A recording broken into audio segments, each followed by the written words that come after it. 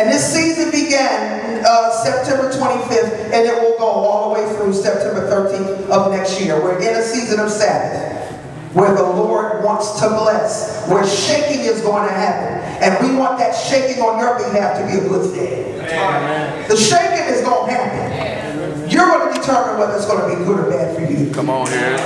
Amen. Yes, God.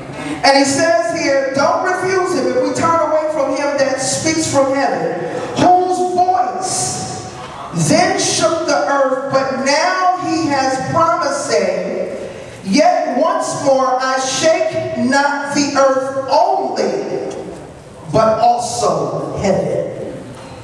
We are in a season where God has shaken things from heaven to fall upon us. Not just earth, but heaven is shaken now as well. And this word, yes, yet once more, signifieth the removing of those things that are shaken. Do you hear me, church?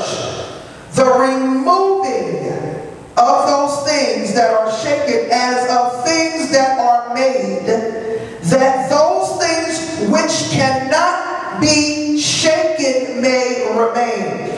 Things may get turbulent in your life in a good way. Some may get turbulent in a bad way. But God says, in this season, I'm going to shake everything so that nothing remains, only the things that cannot be shaken. I need y'all to understand that. And the things that cannot be shaken are the things of God.